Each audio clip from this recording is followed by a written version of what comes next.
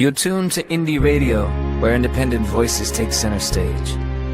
This is the Spotlight Music Edition, presented by Indie Radio and hosted by Kinte. Each episode we shine a light on the artists behind the sound, plus interviews with singers and musicians, plus the producers, writers, engineers, managers, and tastemakers who make the music world move. We'll dive into stories from the studio to the stage and talk real music topics with guests both inside the business and passionate voices outside it. Insights, inspiration, and the soundtrack of now.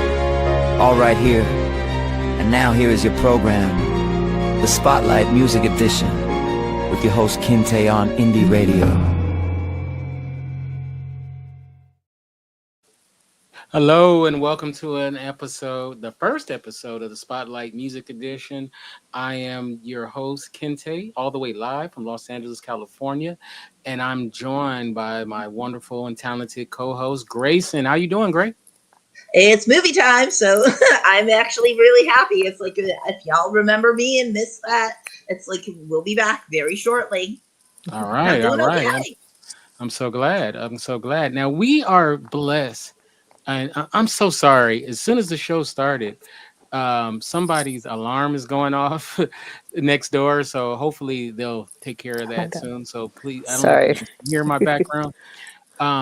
But we are blessed to have a talented filmmaker who's going to talk about a brand new documentary that she has. And we are joined by the wonderful Eva Fuentes. How you doing? Good. How are you? Pretty good. Yeah, sorry about my, all of a sudden, this alarm's been going off early in the morning. It's like we can't hear it. Oh, cool. All right. Then good. It's so annoying. Thank you so much for coming on this program. And we're going to talk about your documentary, Goodbye Horses, and the Mystery of Q Lazzarus. Mm-hmm. But before we get into that, let's talk a little bit about yourself. Where are you from originally? I grew up in Mexico City, but I moved to the United States when I was 18, and I'm currently based in New York. I came here to go to film school at NYU, and I kind of have stayed here. It's hard to leave New York, but I still do a lot of work in Mexico. Of 6 feature films that I've directed, 4 I made there. So. All right. Mexico, do you like shooting in? Sorry? I'm sorry. Go ahead. What parts of Mexico do you like shooting in? Well, all over. It really depends on the project. I did one horror film that was set in Chiapas, which is the southernmost state bordering Guatemala. I did 3 docs there, one in Mexico City about street kids in Mexico City, one about the Santa Muerte cult that was mostly filmed in Mexico City as well. And then one about a family in Zacatecas in the north who have hypertrichosis. So they're very hairy. They call them the wolf people. It was sort of a portrait of that family. So it just depends on the project, especially if it's a documentary. It's sort of wherever your protagonist subjects are based. But shooting in Mexico is great because you have wonderful locations and also just very interesting stories. Yeah. Now, were you one of those people that grew up always loving film and wanting to be a filmmaker? Or at what point did you realize that's what your calling was? I always loved film, but I grew up in a family of writers, more literary family. And I also really loved... when I was a little girl, I wanted to be a painter. But then when I got older, I couldn't really draw what I envisioned in my head, and it was sort of frustrating. So I realized maybe I wasn't meant to be a painter. But I really loved the visual arts, painting, photography. I loved film. I loved music. I loved writing and reading. So for me, film I couldn't really decide which of the medium I wanted to work in because I liked all of them. And then I realized film would be a perfect way of sort of combining all of them, writing and the visual arts and music and sound. So it was really, it was the art form or the medium that felt the most complete to me, or less limited. What is the film industry like in Mexico? Because we've had a lot of great talent come out of Mexico, definitely recently, who've done some pretty amazing stuff. But what is it like, the films that are made there? I mean, the film industry in Mexico has really flourished. A lot of it is because the government, there's a lot of government support for film. There's a film institute that's run by the government, and they also give tax breaks to filmmakers for movies there. So any company paying taxes in Mexico can give up to 10% of what it owes the SAT, which is the equivalent to the IRS, to a film instead of giving it to the government. So most of the films are financed that way, whether they're fiction or documentary, and they also have that same structure set up for distribution. So it really keeps the film industry kind of afloat, as opposed to here where there's really very little, the NEA, like all those sort of, there's very little government support for not just filmmakers but artists. In Canada, I know, Grayson, the government also is, really supports Limited to to- filmmakers a lot, and Yes. you look at like Adam Agoyan's early films and David Cronenberg's early films, which were, I mean, I love them, but they were pretty out there, and they were financed by the government, which would never happen here in the US, but Very true. And also in terms of that, it's like, with Canada, the way that it works, it's like they will finance anybody but in Canada. If you're Canadian, it's like, unless it's a Canada theme, but it's like in Mexico, does that have the same thing? It's like, with regards to that, it's like, that it has to have something Mexico related. it has to, I mean, it has to be usually shot in Mexico, and I think, like for the tax break money, I forget what the percentage is, but, I think 60-70% has to be sort of the crew has to be Mexican. Like the money has to be spent in Mexico, See, which also is kind of really super interesting, because it's like, it's actually showing pride within the country itself, or it's like, it's a very strange industry in Canada, and its way of doing the same thing. It's kind of again, having the pride, but the American, they take a more American approach, Canadianized, so to speak. I don't know if you guys remember Strange Brew, but Bob and Doug McKenzie, the characters. They were characters first on SCTV, and the reason why they were born was because the Canadian government was saying, you don't have nothing that's real Canadian, enough Canadian, too Canadian. So they made the most ridiculous Canadian characters, and they took off, and that's how those characters came to be, which I always thought was a funny story. How is the documentary industry, by the way, in Mexico, as opposed to like how popular is that as opposed to around the rest of the world, where it's like, I know that it's more getting more widespread. I mean, it's a very large industry now, in the sense that there's a lot of documentaries being made in Mexico, because there's really interesting stories and there's a lot of access, and it's very cheap to make documentaries. I personally have also found, as a woman, that it's hard to get financing for fiction projects in Mexico. It's still a very patriarchal, kind of male-dominated industry, the narrative film industry there.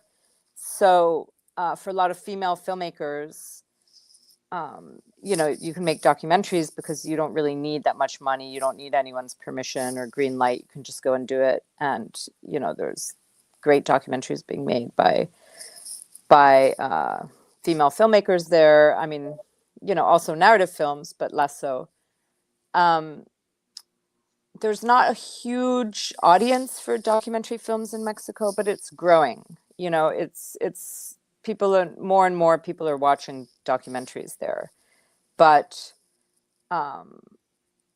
the average Mexican, which I think would probably be true in most countries in the world. The average Mexican, if they go to a movie, they're not only going to go see a fiction film, but it's probably going to be a Hollywood film. It's not going to be a documentary film. It's not going to be an art house film either. But my first documentary, Children of the Street, which I made in 2003, was nominated for 2 Mexican Academy Awards. One was for Best Documentary and one was for Best First Film. And that was the first year that they had a documentary category, which is 2003 or 4. Very cool. Yeah. So it's really a new, it's a genre that people have been making docs for the past 20 years. But before that, it really wasn't a thing in Mexico at all. Yeah. So it really is emerging. Mm-hmm. So which brings us to also, it's kind of exciting. Our topic that we're diving into today. It's oh my gosh. I actually have the trailer. If you don't mind, I'm gonna play your trailer, and then we'll talk about it. All right, here we go. When you go after your dream, there's nothing like it. It's good times and it's bad times, but there's nothing like it.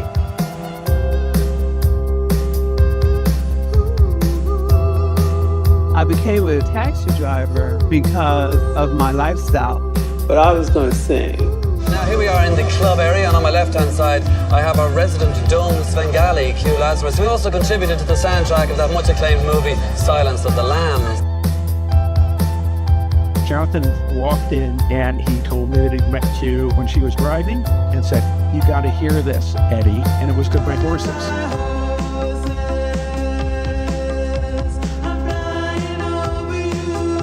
The rock industry in the United States, they weren't ready for a black rock and roll singer. When I went to London, I had to develop my band. I've never seen a presence on stage like it before. It couldn't be pigeonholed anywhere. I don't care how much good music I put out there, they were not listening. When she disappeared, it was a big loss to everybody. So in addition to being a filmmaker, I used to DJ a lot, and one of the songs I used to always play was Goodbye Horses. In 2019, I called a car service and struck up a conversation with the driver. Within minutes, I started to suspect that she was Q Lazzarus. We're doing this documentary to let you know what went wrong and what happened. The truth. Right up in here, on the back side of these trees right here, is where I slept. How do you feel about that, son? I want to see some justice. She was on her way to being something major. And now I hear her singing more often. And it's about time. The music still, to this day, dwells in my heart.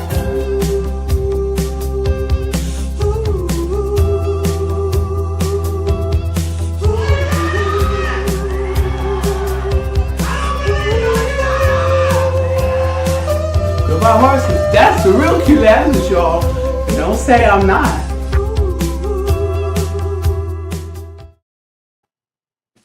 Wow. I have to say, I watched the documentary last night. We talked a little bit about this, and the documentary is fantastic. You should be definitely proud of the work that you did. I want to go into.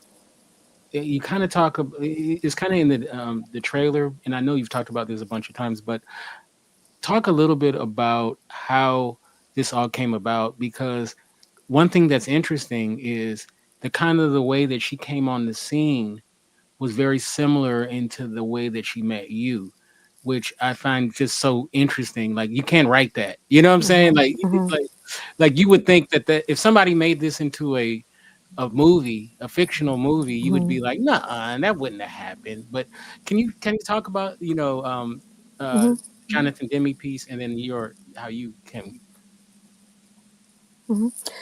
Yeah, so Q was, living in New York City in the 80s, in the East Village, making music. And driving a yellow taxi to make ends meet. And one evening she picked up Jonathan Demme and another guy he was with, producer Arthur Baker. And Arthur Baker got out of the car at some point, and her and Jonathan Demme continued talking, and she was playing her music. And he said, "Oh, what is this? Like, I really like it." And she said, "Oh, it's me." And she wound up sending a tape. He gave her his card, and she wound up sending a tape to his office. And then he wound up using her music in his next 4 films, which was Something Wild, Married to the Mob, Silence of the Lambs, and Philadelphia. So in Silence of the Lambs, so he used the song Goodbye Horses twice, first in Married to the Mob, and then in Silence of the Lambs in the famous Buffalo Bill scene. And then in Philadelphia, she actually appears singing in a party scene. So she has a cameo. So every film, she kind of had a larger role, or her music did. But she wasn't able to get a record deal, and she went to London for like 7-8 years, and she had a rock band there, and she wasn't really able to get a record deal there either. And then she came back to the States in the early 90s to be in Philadelphia in the movie, and then she kind of vanished shortly after that. Her best friend, her collaborators, no one really knew what had happened to her. Cut to 2019, so 25 years later. I was a fan of the song, also discovered it watching Silence of the Lambs, and I used to DJ a lot, and I'd play that song. And I knew a little bit about her. I knew she'd been a taxi driver in the 80s. I knew she'd disappeared.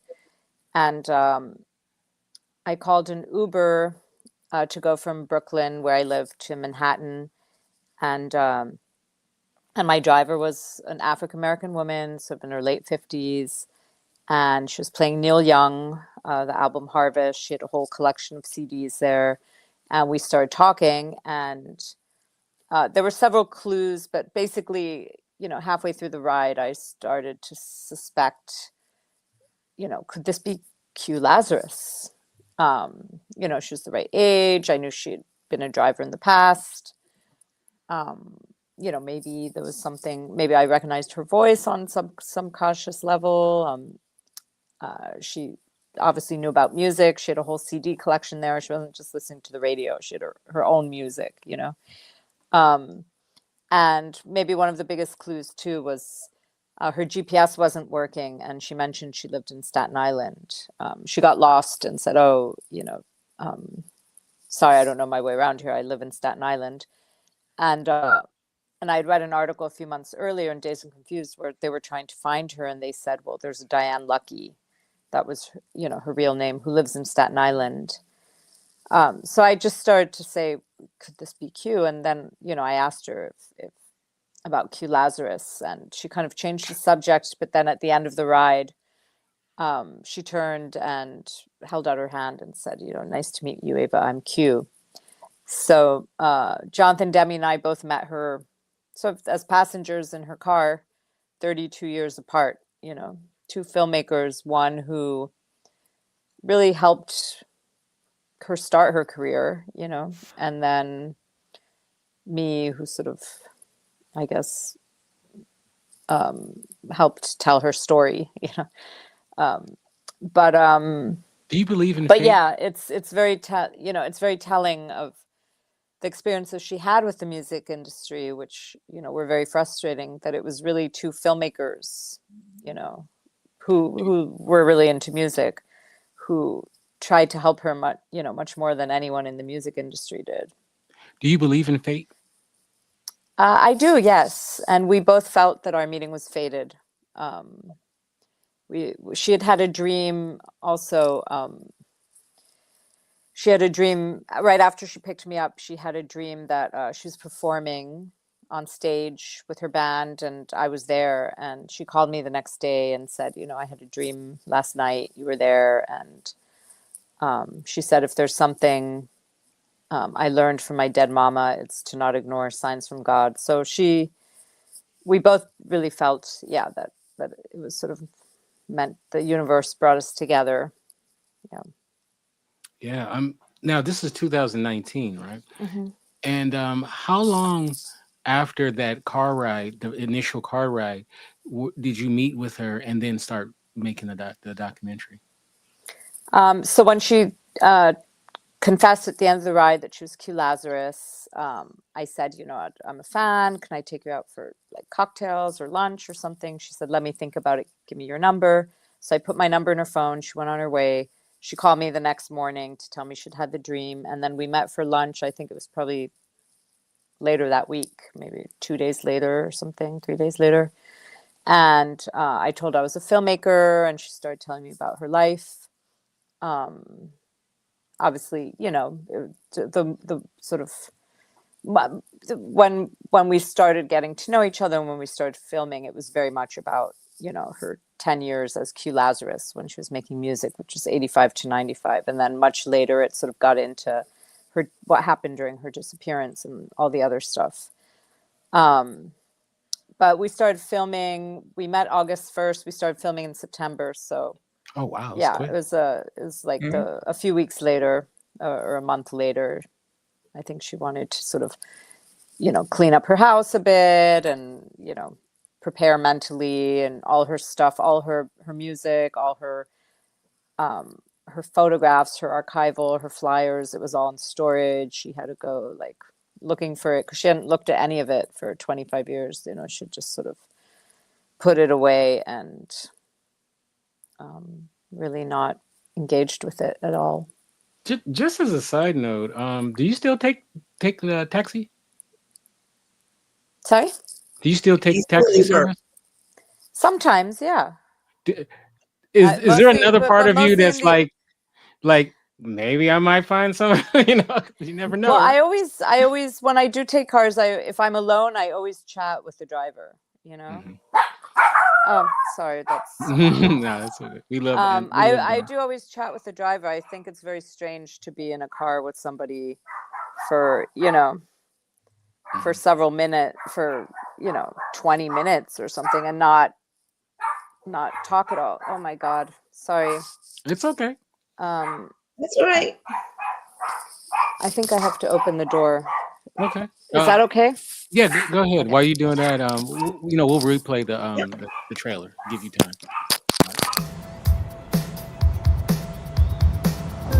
When you go after your dream, there's nothing like it.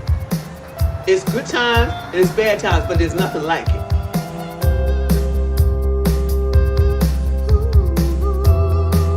I became a taxi driver because of my lifestyle, but I was going to sing. Now here we are in the club area, and on my left-hand side I have our resident dome Svengali, Q Lazzarus, who also contributed to the soundtrack of that much-acclaimed movie, Silence of the Lambs. Jonathan, sorry about that. No problem. My daughter coming home from school. Yeah, who we see in the documentary, by the way. Yes, she's a lot older now. Oh yeah, right. She was quite. Yeah, that was probably in 2022. So, well, she's not that much older. She's a lot bigger. She seems a lot older, but she's a lot bigger. Yeah. How aware was she of the impact when you met her? Mm-hmm. Of that song and how people felt about it, and how did she know about the covers? Did she know about Jay and Silent Bob? Did she know about the whole Buffalo Bill memes and all of that stuff? She did not. I mean, not initially. She wasn't on social media. She wasn't really, like on computer. I mean, she had internet sort of on her phone, but she wasn't really like.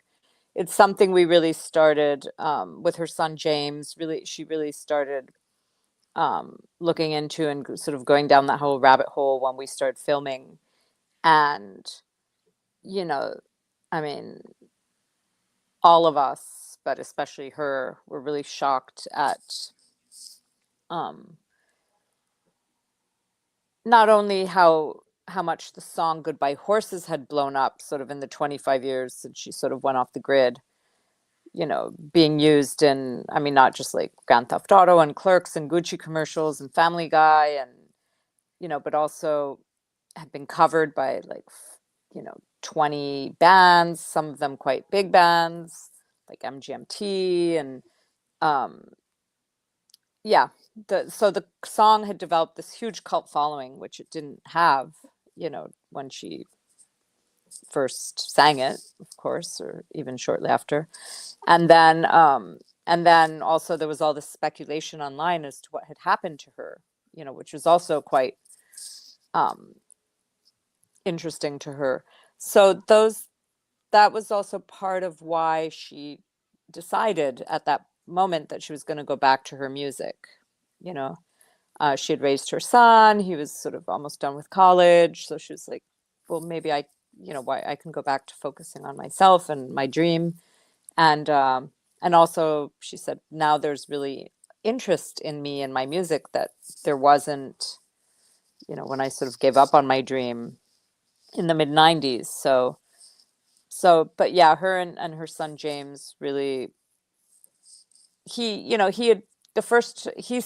realized that, as he says in the film, he realized the song was kind of important when he heard it in, playing a video game like Grand Theft Auto, or it was also in, I think, Skate 3 or something. But yeah, she was not aware of it. Wow. And by the way, James was, I'm sorry, wait, real quick, Grayson. James, I really enjoyed him in it. He seems like a really good young man. And how old is he? He is now 28, I believe. Yeah, I think he was born in 1997. So yeah, 28. Go ahead, Gray. Sorry. Yeah, I was wondering how much control that they have of their music now and then, because it's like it with all of those rights now moving over to things like Grand Theft Auto, etc. This has become so popular, as well as also some of her other music from there. How much control did she actually have at that point in time, or was it more like an Alana Miles case where she lost control of Black Velvet? Well, so now, all her London music is now copywritten, in her name, and also she did that, and also the music she made with her good friend Danny Z, which was like he was, he copywrote it in both of their names back in the day, which was, but Bill Garvey, who she did Goodbye Horses with, did not do that. And so, it's sort of addressed a lot in the film, the fact that the song has this huge cult following, and there were various people that made money off it, and, her family never got a cent for it, other than what Jonathan Demme paid her to use it in the 2 movies, which would have been sort of a one-time fee, probably. So that battle is continuing. James, her son, who runs the estate, is still trying to sort of get some publishing rights, some shared publishing rights for her, and then also royalties. Because she never even got royalties for being the artist who sings it. Right. So it's the film. One of the reasons she wanted to do the film was also just to tell that whole story and shine a light on not only the other music she created, but also the fact that she never got anything for this song that, she's the, if she wasn't the one singing it, and if she hadn't met John, if she was, if it wasn't sung with that amazing, powerful voice of hers and her melodies, and if she hadn't gotten into, met Jonathan Demme and given him the tape, that song probably would have wound up in the garbage. Like, no one would know it exists. So and also the iconic spatial type beat or whatever, that was her that came up with it. That was her. The melodies and the so and she was the face of she's in the video, she's the artist, connected to the song is her. Mhm. You know, it's her name. So yeah, the whole thing, she was definitely done wrong by many people, you know, It's when it so comes to sad. that song. Yeah.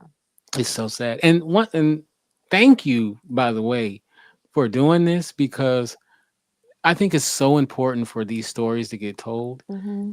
You know, that, because if you don't make this film, we don't really know about any of this stuff. Mm-hmm. And that you were able to be in her life at the end of her life, Mm-hmm. and I mean, like, it's a treat, because I think I said this to you 5 years ago. There was very little about Q Lazzarus, besides that she's missing, to be Yeah. honest with you. Mm-hmm. And now it's a ton of stuff that is available in your great documentary. So thank you for being smart enough to realize that I need to do this. You know what I mean? And Well, thank and to the figure out that it heavens was that her. it happened. Yeah, but I mean, Yeah. but like, because you were the right person to be put in there, because Mm-hmm. it could have been another filmmaker who might have been just, it could have been Ken Burns, and he would have been Yeah. like, oh, that's cool, I met the person who sings the Goodbye Horses. You know what I'm saying? Yeah. But that I you mean, I was blessed. I was really blessed to cross paths with her and meet her and to be entrusted with her story, which is just you seem like you guys incredible. became You pretty know, good friends, would you we say? we did become very, very good friends, and you know, the 3 years that we spent together making this film and just being friends, you know, were How often life did you changing shoot? for me, and they also, you know, happened to coincide with the pandemic and Black Lives Matters, and you know, there was a lot going on in the world How during this often did time you as did you well. shoot the documentary? Well, Was we were shooting for 3 years together. mhm. Um, so we started, you know, September 2019, and then she passed away July 2022. And then I continued filming after that. You know, that's when I did like all the interviews with her bandmates in England and stuff like that, which originally, you know, obviously I was going to film her with them, them sort of reuniting after 25 years. And we were waiting to go to England together, but it, you know, it was the pandemic, and obviously 2020 was the worst of it, but even 2021, like people were barely getting vaccinated that summer, and you know, things didn't really open up until 2022, and that's when she started also having these medical things. So it was just very just lots of very unfortunate events that happened, you know, sort of one Can, after the other. Would can you you do a follow-up one with James, now that if he's continuing on her legacy with the band? I mean, he's in the film a lot. I mean, I don't know if I would want to do another film about Q without her in it, you know. right, yeah. And Um I think I found most of the archival that exists of her.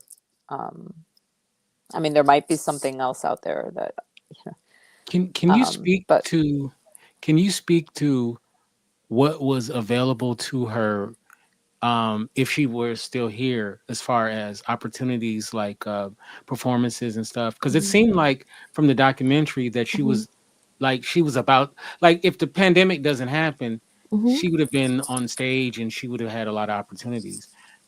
Was there opportunities? Yeah. So the plan was to end, the film was going to end with her comeback concert. So it was going to be her return to the stage after, you know, almost 30 years, her reuniting with her original bandmates.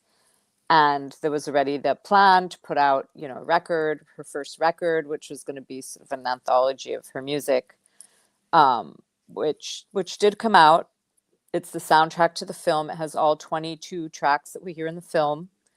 And Sacred Bones Records put it out, and it has, you know, her collaborations with Bill Garvey, with Danny Z, with her band in London, and some other songs that she did on her own. So she knew that there was going to be the record, and we were going to do the concert, and then, but it was very important for her to, for people to hear the story of why she disappeared, and everything, and just everything that she talks about in the film, just all of her experiences, also, you know, with Goodbye Horses, all of it. her, all her experiences with the music industry.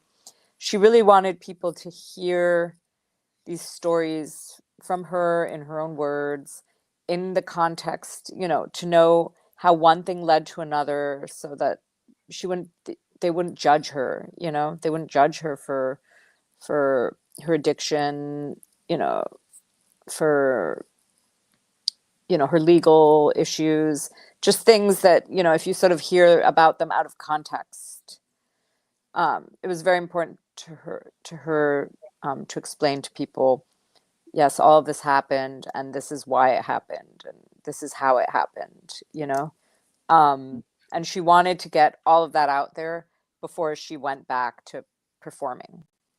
Right. Because if you don't tell she your wanted story, people to watch the film, and then she wanted to like start working on some new music and maybe start touring and performing.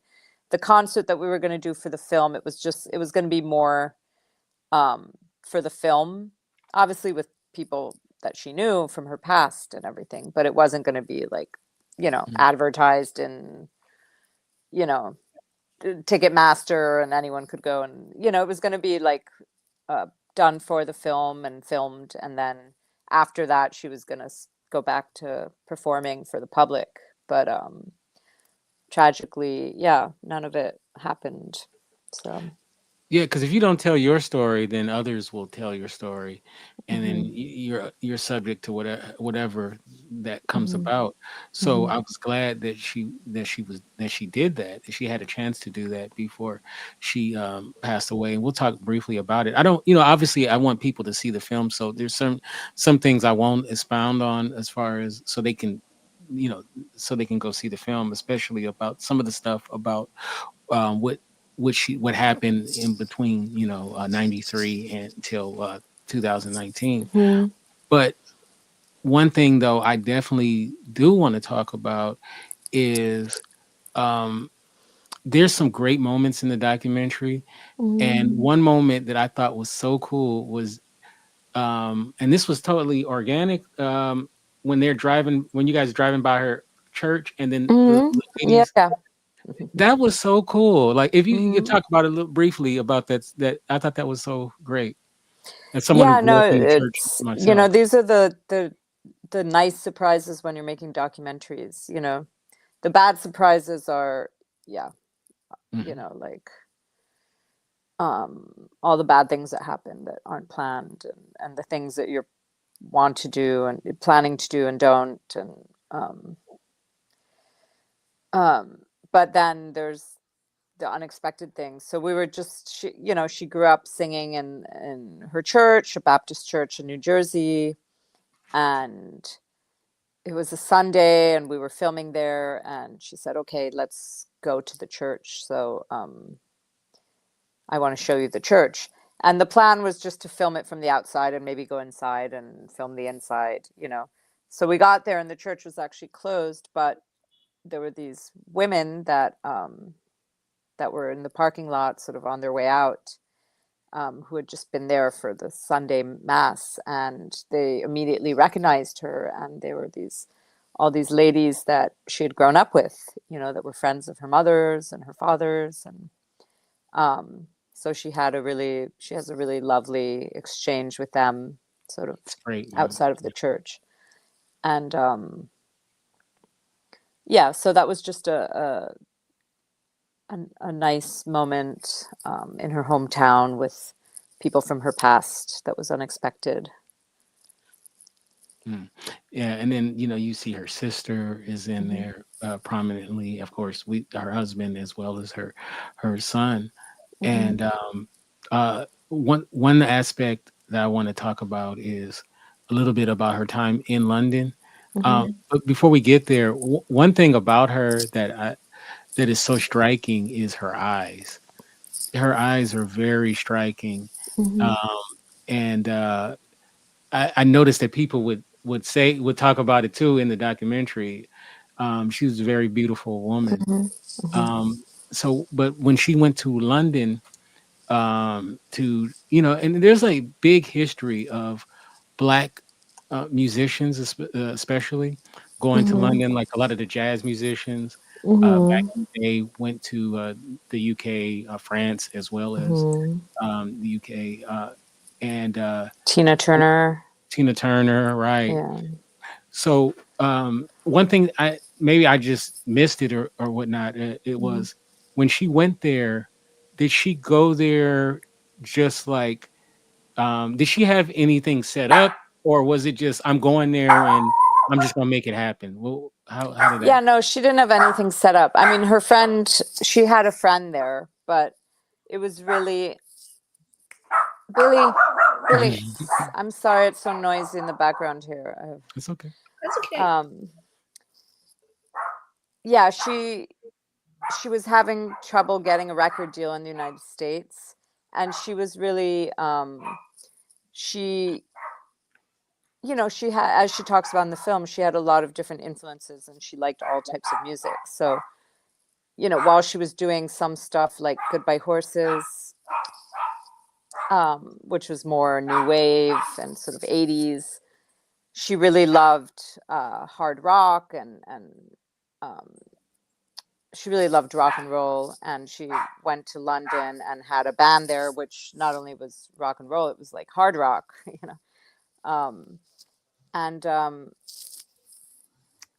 and she felt that maybe in London they would appreciate her more and should be more likely to get a record deal. Unfortunately, it was she came up against sort of the same sort of walls and stereotyping, and like why like people I mean, it's as we know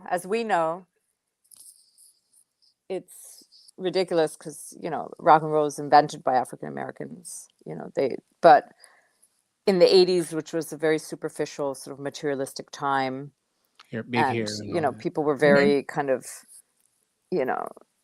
narrow-minded, and they're like, well, she should be doing R&B or like Whitney Houston or this and that, like I guess sort of metal and hard rock at that point were considered more like white genres. So she was just ahead of her time. She wasn't doing what anyone was expecting her to be, what she was expected to be doing, and I think now that's something that's kind of celebrated with artists, like if you're doing something unique. But back then it was like there was very formulaic, especially with the record companies.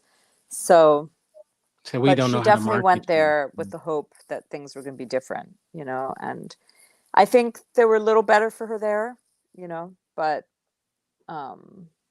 at the end of the day, she still didn't get the record deal that she wanted.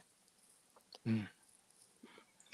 Was she offered a record deal and no record deal? She didn't get a record deal, but she had a band and she played a lot of shows, and I think she had fans and stuff, but she had a manager, but she definitely was ahead of her time in terms of that, because it's like with YouTube today, they wouldn't have helped but sign her on if this would have been now in this generation.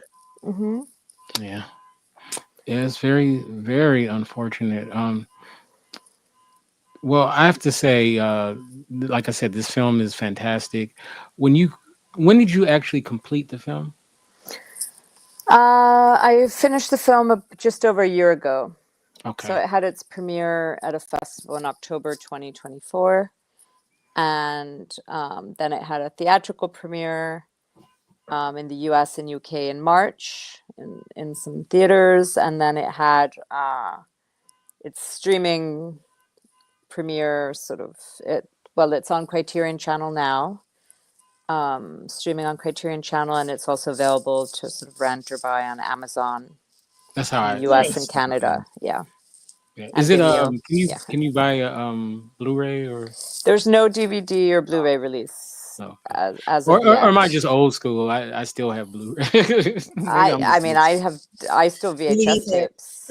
Oh, my VHS collection, my DVD collection, but no, hopefully there will be one. It's just not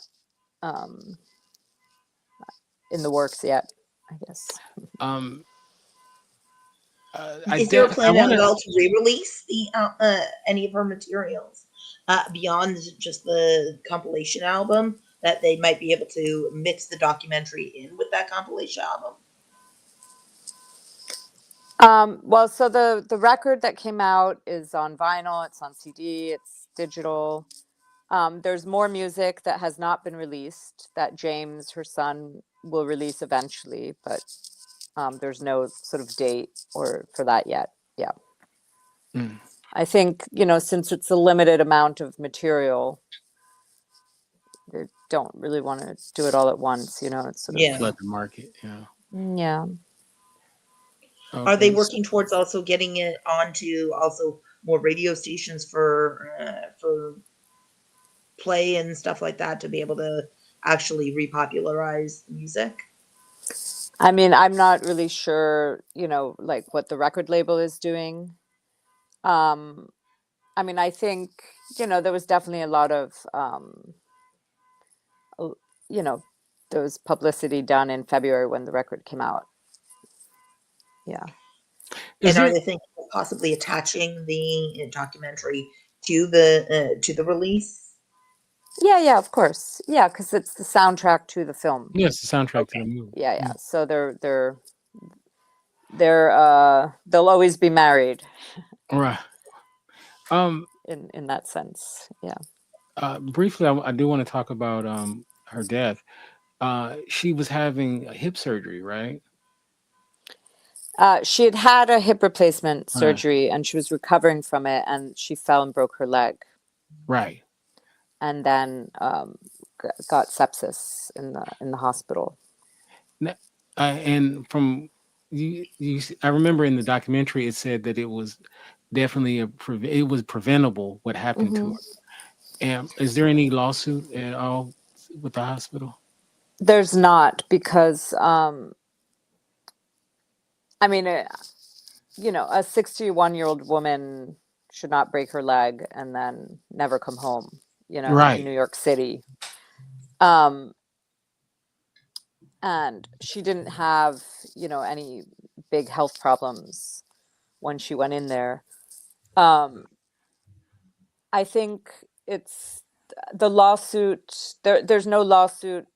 There's sort of two reasons why. One, she was in the hospital for about a month and a half, and then she was in like a rehab for about a month and a half learning how to walk again. So it's not really clear where the infection started.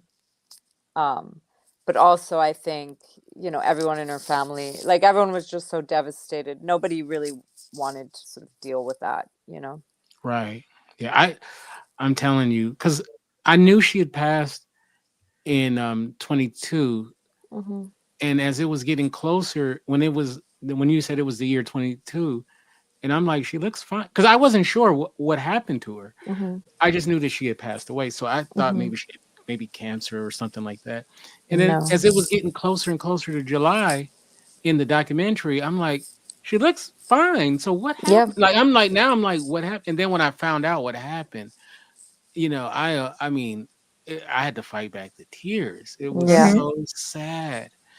And so, man, and like that's why I said thank you for doing this, because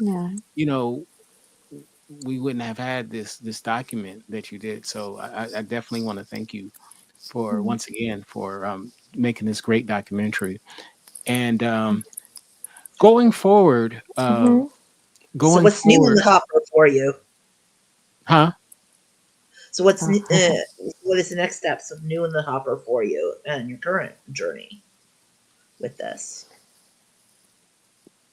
Do you have any new projects coming up also?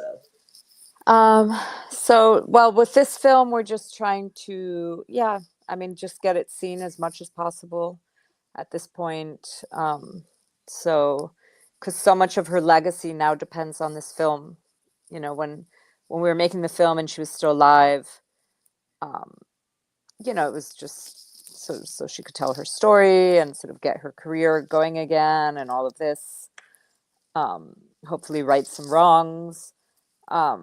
Once she passed away, the responsibility making this film, you know, became a lot larger because she wasn't going to do any more interviews. She wasn't going to make any more music. Her speaking in this film was going to be the way most people got to know her, you know.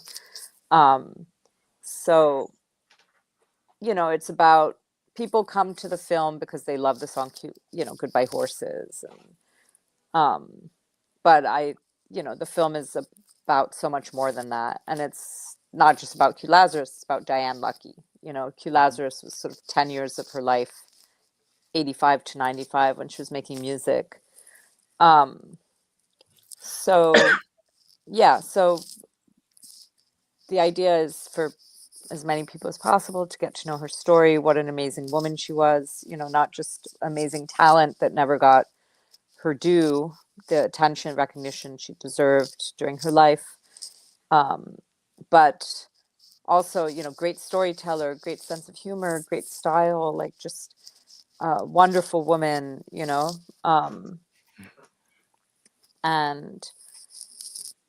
And next for me is another film about another amazing woman, but it's a biopic. So it's sort of a fictionalized version of a real story with actors. And that's about Maria Sabina, who was a Mazatec indigenous woman who would heal people in her community with hallucinogenic mushrooms. So it's sort of her life story. And I met her as a child. I was very lucky to meet her when I was 8 years old. And she made an impression. And so we're sort of in the casting process now for that film. And hopefully we'll be shooting in Mexico next year. Yeah. Wow. Well, I'm looking forward to Nice. that. We got to have you back on to talk about it when it comes out.